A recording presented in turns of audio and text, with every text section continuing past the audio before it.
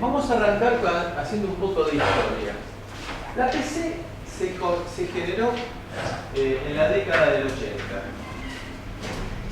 Las primeras PC, en realidad la PC tuvo un éxito que nadie había pensado que podría llegar a tener. Esa es la absoluta realidad.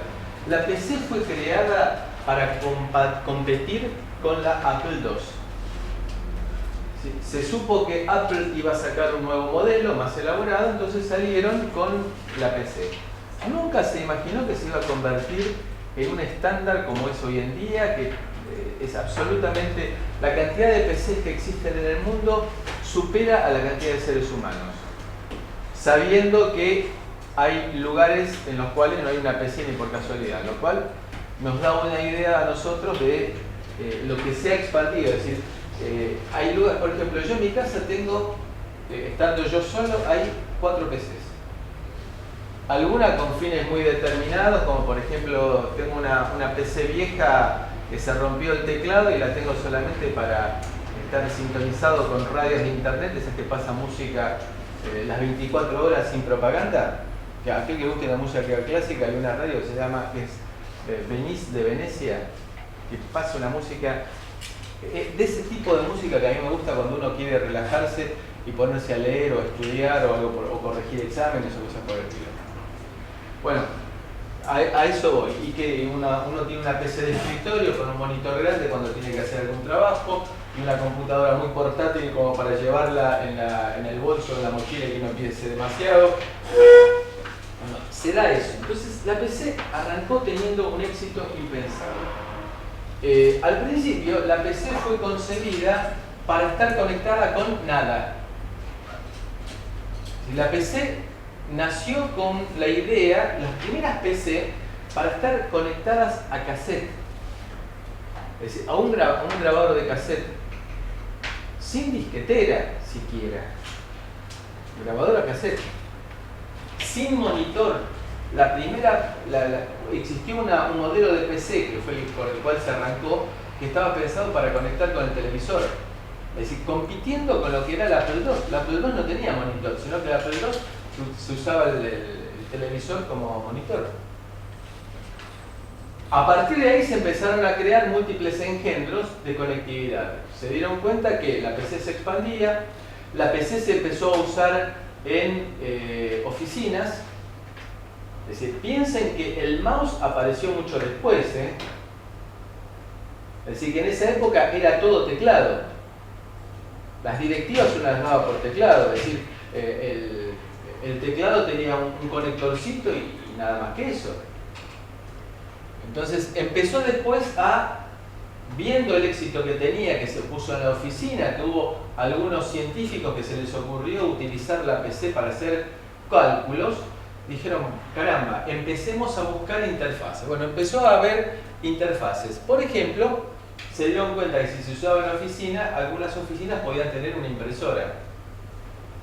En esa época, la impresora, en la década del 80, no era lo que es hoy en día, que es una facilidad a un precio que en realidad, como sucede con los celulares, uno lo va pagando con el tiempo. El precio en el cual uno paga una impresora de uso domiciliario es inferior a la suma del costo de los componentes, con la idea que uno la va a terminar pagando con los cartuchos.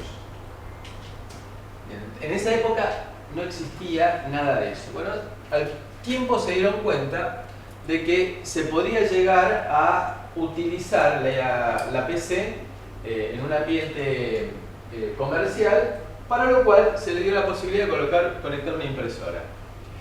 Este es el conector que tenía la impresora en aquella época.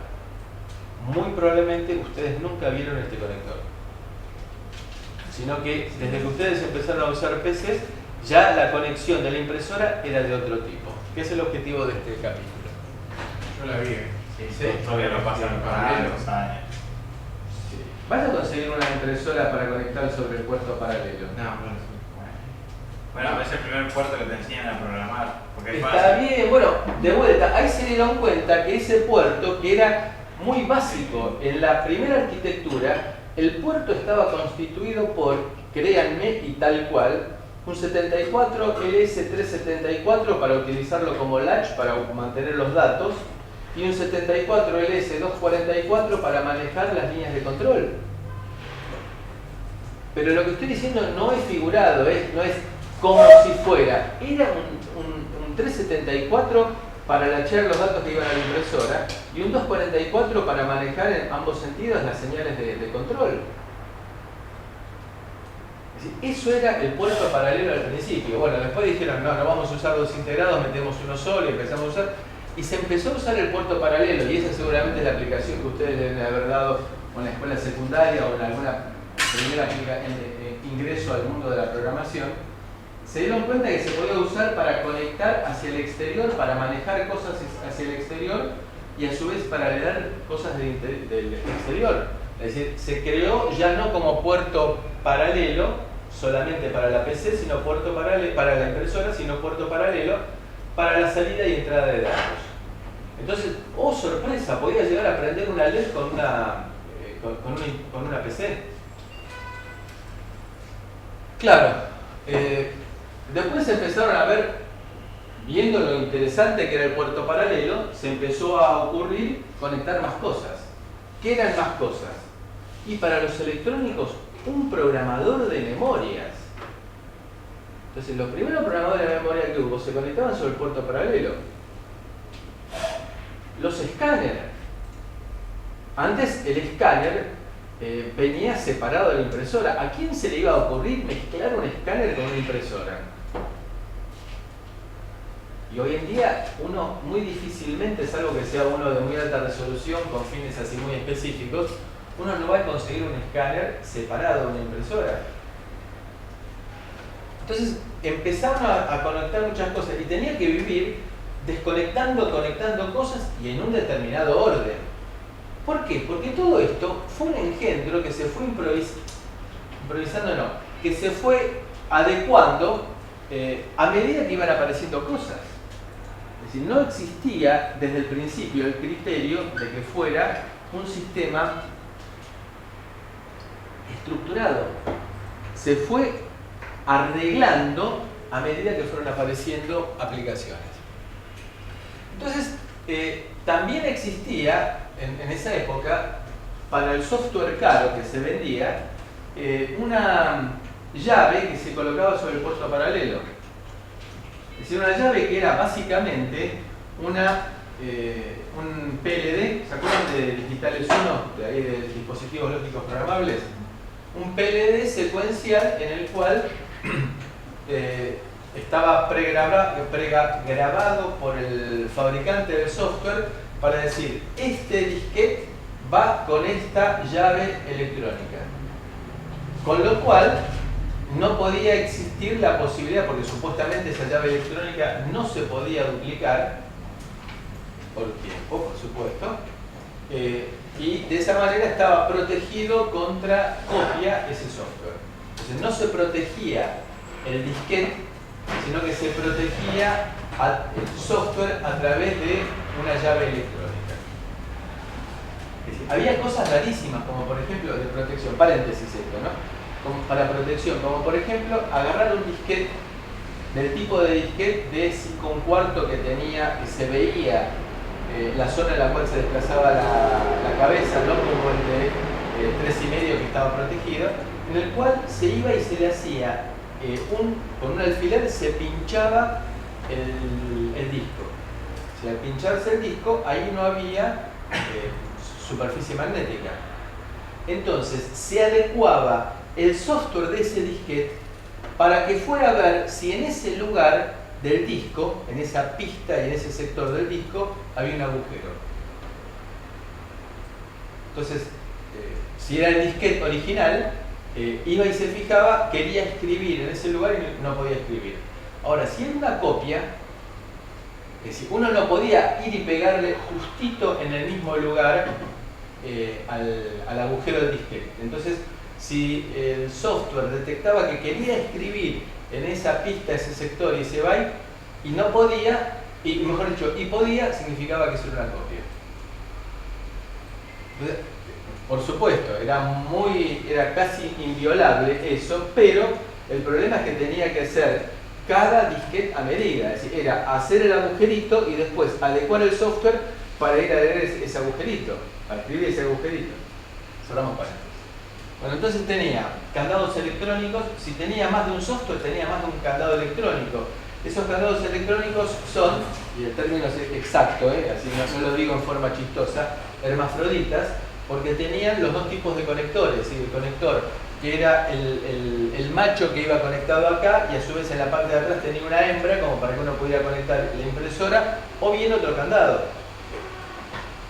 ¿Y ustedes se imaginan si desde el arranque esto fue creciendo a medida que se hacía el desarrollo? Poner dos candados en cascada.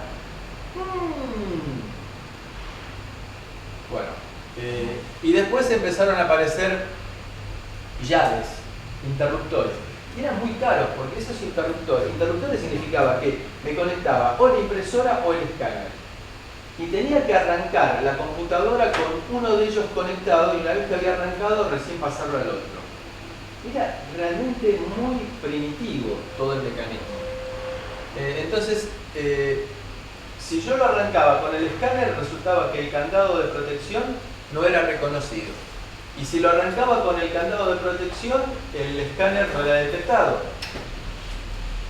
Bueno, encima, para hacer, bueno, tuve que empezar a incorporar interruptores A y B, que tenía por un lado un conjunto de cosas, por el otro lado otra red de cosas, y aparte de eso, tenía que manejar interrupciones, porque cada dispositivo generaba sus propias interrupciones. Si ponía más de un puerto paralelo, tenía que empezaba a tener conflicto de interrupciones. Tenía que instalar device drivers, es decir, dispositivos que se encargaran de manejar ese escáner, porque ese escáner no fue pensado cuando se creó la PC. Ahí empezó a aparecer la idea del device driver, como para entender la comunicación con un dispositivo fuera de lo común que no estaba pensado, como por ejemplo el escáner. ¿Se dan cuenta lo frustrante que era todo esto?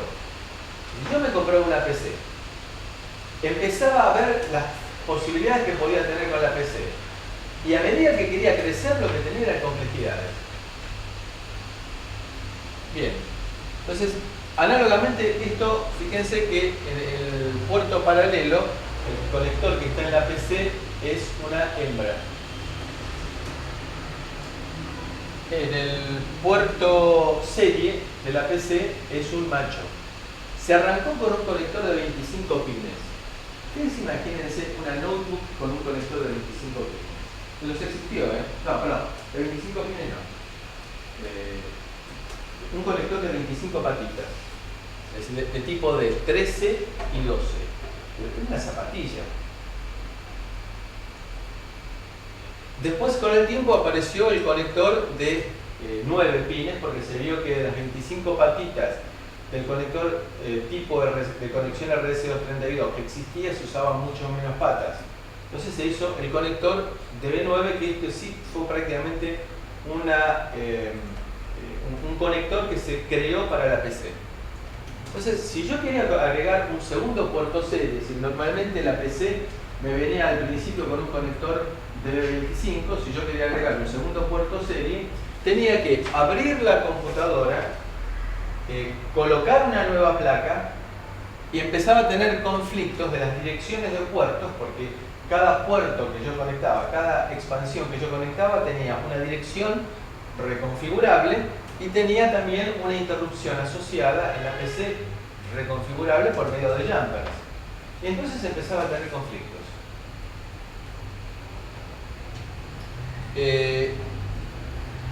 Tenía entonces que empezar cuando conectaba algo nuevo, a ver cuál era el historial de interrupciones y de puertos que estaban siendo utilizados. Creo que estamos viendo que trabajar en la década del 80 era sumamente engorroso. Todo esto para mandar a imprimir un mail, ni emitir un mail. No había mail. No había mail. No, si quería darle un uso distinto al trivial de la PC. Es decir, si yo, por ejemplo, como ingeniero quería colocarle un programador de EPROM, porque el primer programador de EPROM que yo tuve se conectaba sobre el puerto paralelo. Acá teníamos en lo que hoy en día es, ¿vieron dónde está el pañol? Donde entramos ahí. Sobre el lado izquierdo, que ahora forma parte del pañol, había una salita en la cual ahí había un programador de EEPROM. Había una puerta, una habitación chiquitita en la cual uno entraba con llave y había un programador de EEPROM. Entonces los alumnos hacían cola para programar sus microcontroladores para digitales 2. ¿En qué año? Y eso sería en el 90 y pico. ¿Sí? A fines del 90 y pico, ahora que me estoy acordando, porque yo empecé a trabajar acá en la facultad con mayor intensidad en el año 97. Y me acuerdo de eso. Es decir que recién, ahí por el año 2000 empezaron a aparecer los micros que se podían que fácilmente se podían programar, que uno podía armar un programador de EEPROM muy sencillo. Si no, hasta ese momento eran equipos que costaban centenares de dólares.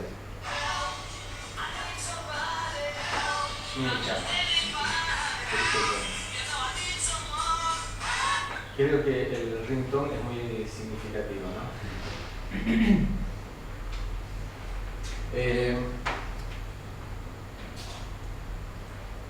En el año 96 fue lanzada una interfaz con el conocimiento y el apoyo de un conjunto de empresas importantes como Intel, Xerox y otras más del mismo calibre.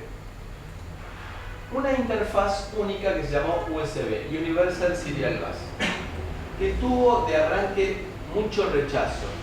Porque bueno, en general uno está acostumbrado a, por más de que el puerto serie y el puerto paralelo tenían un montón de problemas, el tema era romper toda una estructura que llevaba un montonazo de años instalada. La idea fue, ya en el año 96, ya teníamos Windows. Es decir, que le habíamos agregado a la computadora el mouse.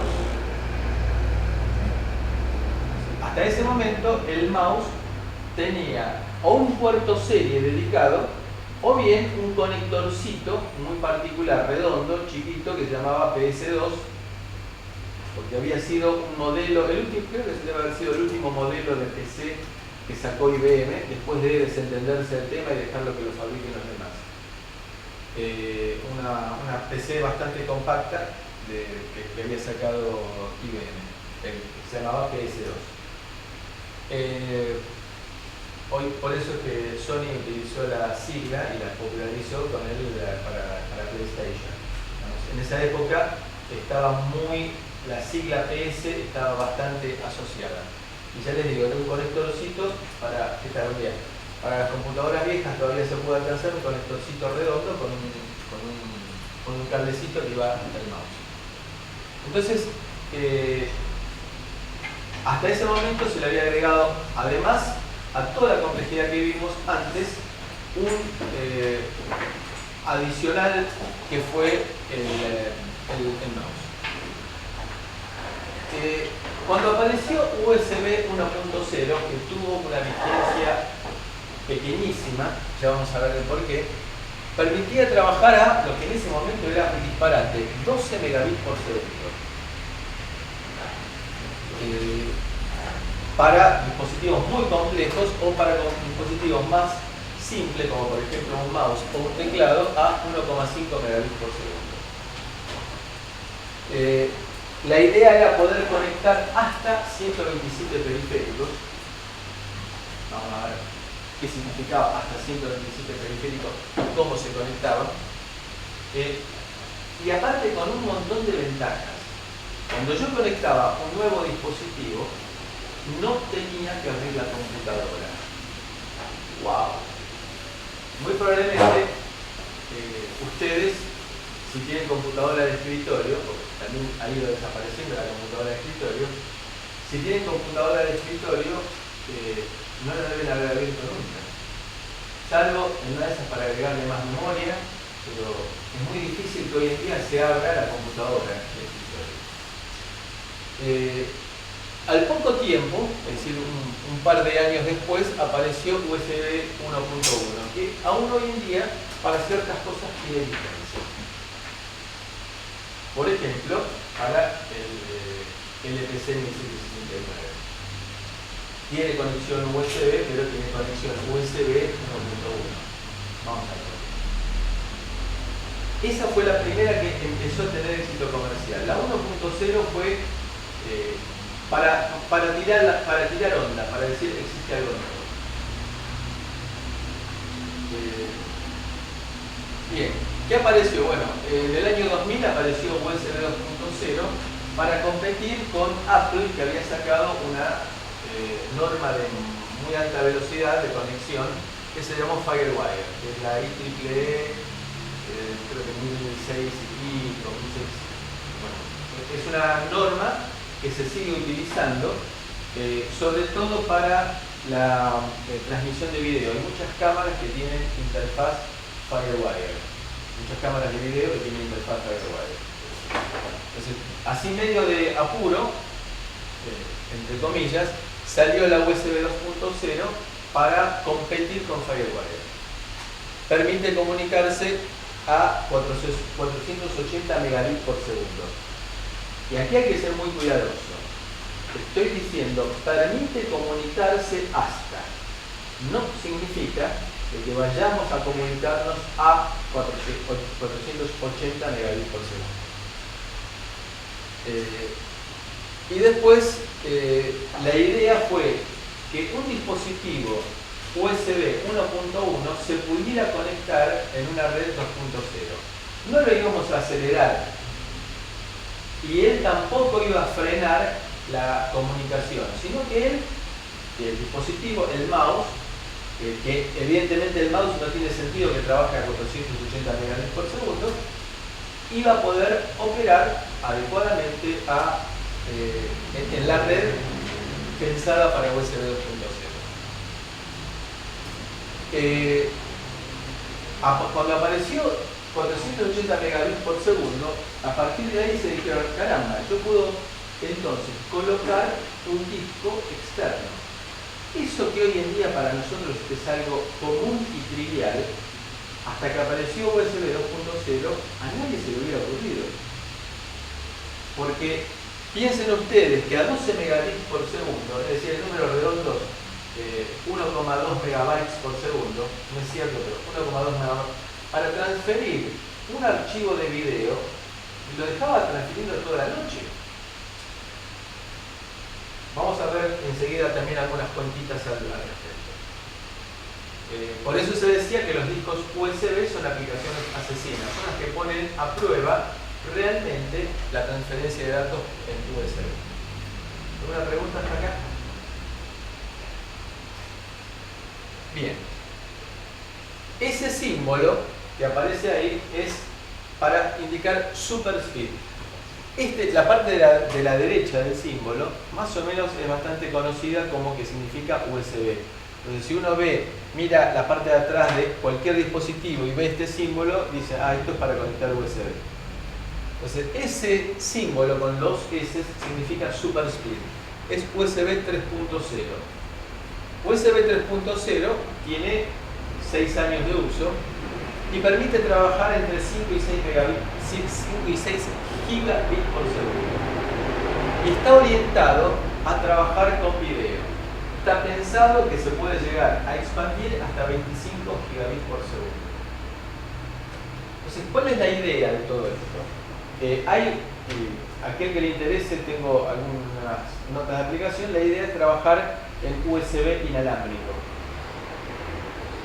Con lo cual, me independizo del cableado y yo puedo tener en mi casa, por ejemplo, una computadora que esté transmitiendo vía USB video y yo lo puedo estar recibiendo en distintos lugares de mi casa y tener como si fuera una emisora de video, pero conectado por USB, con el concepto de USB. También permite entregar, esto es un detalle importante, hasta 900 mAh el conexionado de USB 3.0. Ya acá aparece un tema un poquito distinto. USB 3.0 utiliza conectores un poco distintos. Por ejemplo, acá lo que vamos a ver es un disco rígido externo, en el cual por un lado ustedes van a ver un conector tradicional y del otro lado fíjense que es un conector ya distinto. ¿Por qué? Porque a diferencia de USB tradicional, si ustedes lo miran por partes van a ver que la parte de la derecha aparece un conector micro USB, que se usa para los teléfonos celulares, y del otro lado aparece otro conector que tiene señalización. Permite trabajar USB 2.0 en full duplex. Vamos a ver que USB hasta 2.0 era conexión half duplex. Bueno, USB 3.0 permite mayor velocidad y permite también full duplex.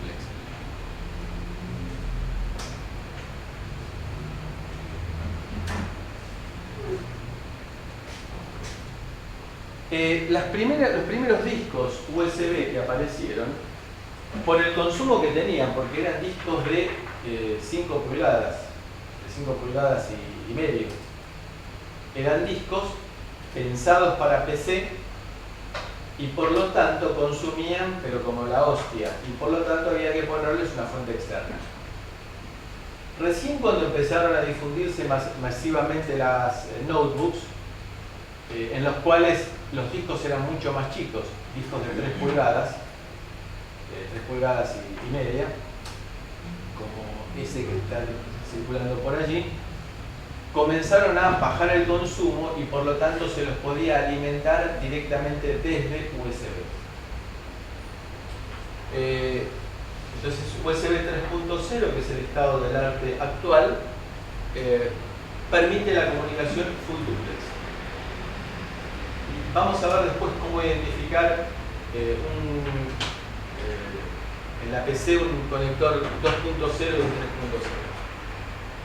3.0. Puedo llegar a transmitir datos, datos muy particulares, la comunicación que se llama isócrona, la que me garantiza la velocidad, la latencia, es decir, aquella que es el tipo de comunicación que está pensada para transferir audio o video sin handshake, sin acknowledge, sino que ahí van los datos, arreglátelas como pueda. Lo que pasa en definitiva cuando uno tiene transmisión satelital de televisión o cuando uno tiene transmisión por cable de televisión. Nos tiran los paquetes y arreglátela como puedas. De vez en cuando se pierde una parte del video, porque puede llegar a suceder, sobre todo si es transmisión satelital. Me imagino que los que tenían DirecTV, el partido de River y Boca lo escucharon por radio. Yo como usuario durante muchos años de DirecTV, los días de lluvia, lo mismo que la televisión digital terrestre. Los días de lluvia... Entonces una pregunta respecto a esto. Veo que hay uno que tiene 4 conectores como el USB común y el otro tiene 5. ¿Por qué es eso? Espera un poquito. ¿Ya quiere que le cuente quién es el asesino de la película? Bueno, ustedes vieron que a veces la imagen queda congelada. Cuando uno está mirando televisión, de vez en cuando, ahora no es tan frecuente, pero la imagen queda congelada. O cuando uno está descargando un video de YouTube, la imagen queda congelada. Eso es porque no recibió los datos y bueno, hay que bancársela. No hay alternativa. Los datos se tiran y esperemos que lleguen. Entonces, en el caso de lo que se llama la transmisión isócrona, que está pensada exclusivamente para transmitir audio y video, se puede transmitir hasta 380 megas por segundo, lo cual permite transmitir perfectamente video. También, pensando en dispositivos que sean portátiles, muy rápidamente se pasa a modo bajo consumo, con la idea siempre de guardar batería. Y bueno, después hay unos estándares nuevos de adaptadores para mejorar la performance de conectores.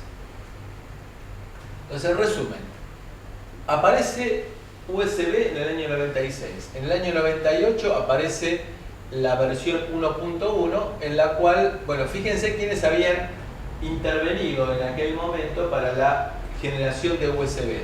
Intel, CompactNet y Microsoft.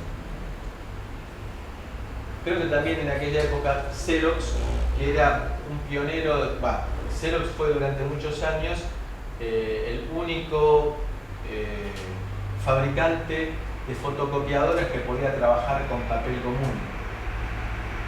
Es decir, por una patente había logrado, creo que fueron 20 o 25 años, que nadie podía utilizar papel común para fotocopias, sino que la competencia tenía que utilizar un papel que les puedo asegurar que tengo algunas fotocopias todavía, que algo se ven, de aquella época.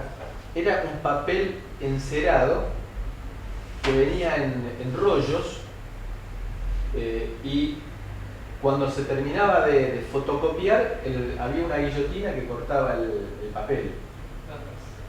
Tipo plotters. Claro, bueno, pero ahí se usaba otro principio por la licencia que tenía Xerox. Y bueno, paulatinamente fue perdiendo el lugar de privilegio que tenía en aquel entonces, y hoy en día, no sé cuántos de ustedes habrán escuchado la palabra Xerox. Hoy en día perdió el protagonismo que tenía frente a las compañías japonesas, sobre todo, ¿no? En el año 2000 entonces apareció la versión 2.0, en la cual se incorporaban velocidades importantes y habría USB para un campo hoy en día fundamental, como es por ejemplo el almacenamiento de información externo a la PC. Es decir, USB 2.0 fue el que dio origen, junto con la tecnología, a los pendrives, porque si no sería muy complicado el uso de un pendrive si no tuviéramos 480 megabits por segundo de transferencia. La versión 3.0, por falta de, hoy en día es poco utilizada por falta de hardware. Aparte, el conector que necesita es un poco más voluminoso. Y ya es reconocido por drivers directamente al conectarse desde Windows 7 y Ubuntu desde la versión 10.4. Con respecto a Windows, les comento que el año que viene va a salir Windows 10, que según lo que estuve leyendo ayer, es una noticia bastante fresca, se va a parecer mucho más a Windows 7 que a Windows 8, y Windows 9 no se sabe qué pasó. Va a estar mucho más orientado a la nube también. Sí, ya hoy en día es mucho. Digamos, cuando apareció Windows 8, desapareció la versión del botón de inicio.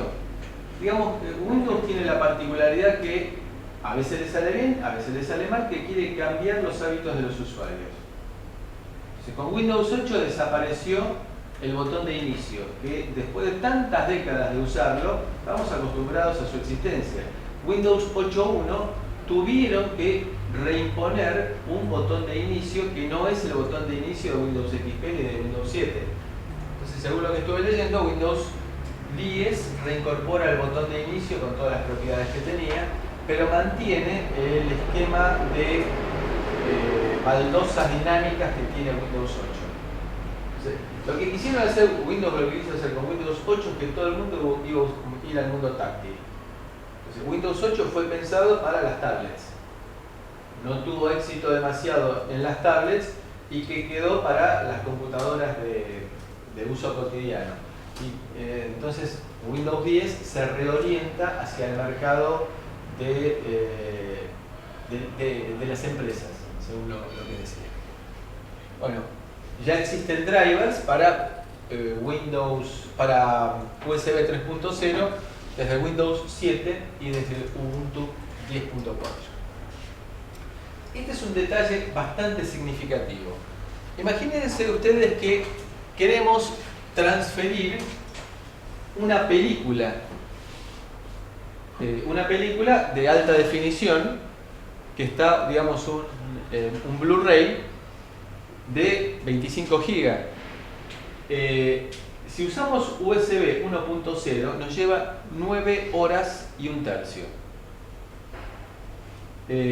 USB 2.0 13 minutos, casi 14 minutos. Pero USB 3.0 70 segundos, 1 minuto. Bueno, después el resto, una canción, un tema en MP3, 4 megas, es razonable. Nos va a tardar el USB 3.0 una centésima de segundo.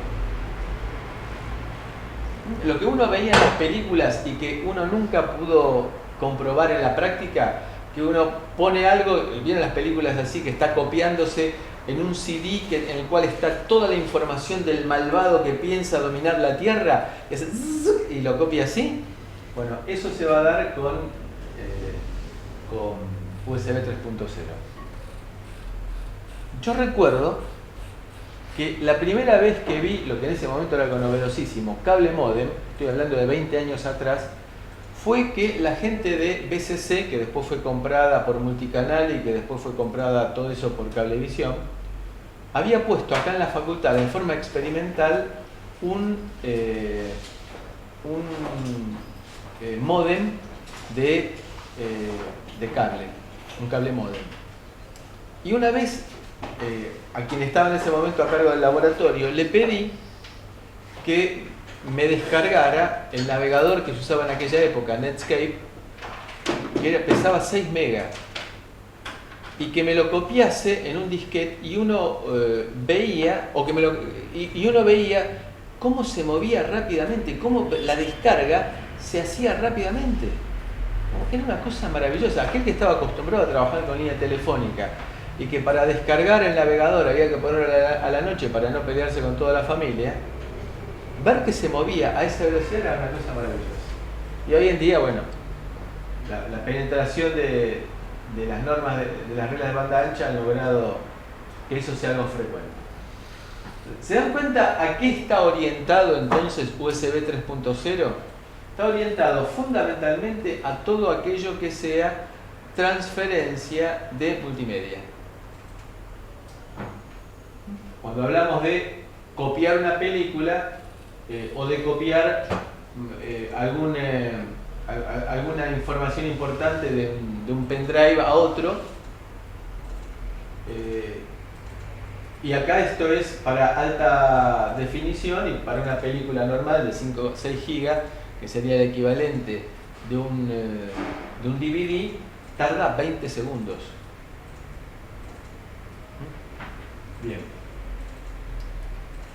Bueno, lo que se dice es que acá paulatinamente se va a ir creciendo el mercado de 3.0, pero fíjense que sigue siendo significativo, muy significativo, la cantidad de transacciones que se van a realizar sobre 2.0, que es lo que aparece aquí en amarillo. Es decir, 3.0 es más caro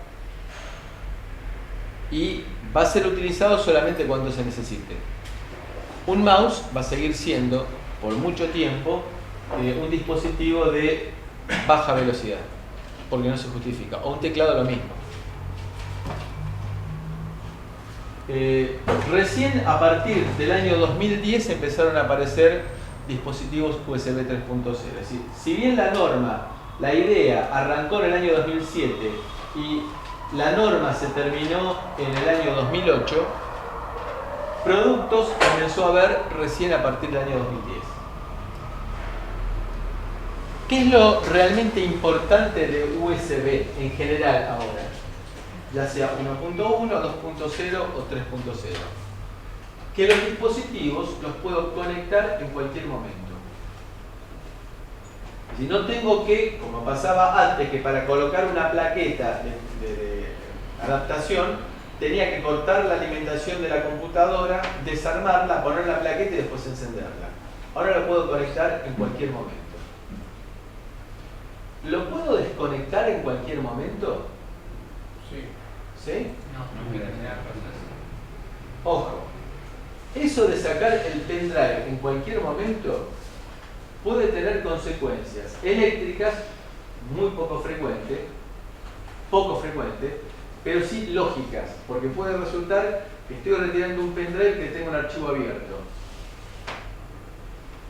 Entonces lo que tengo que hacer es, a través del sistema operativo, sea el que sea, desconectar lógicamente, no físicamente, el pendrive y después recién retirarlo.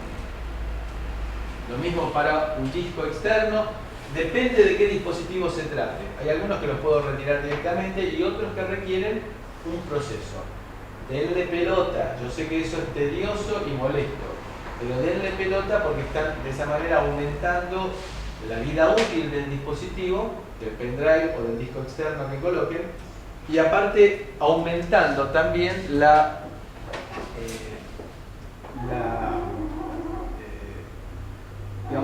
integridad, esa es la palabra que no me salía, la integridad de los datos que contenga ese dispositivo.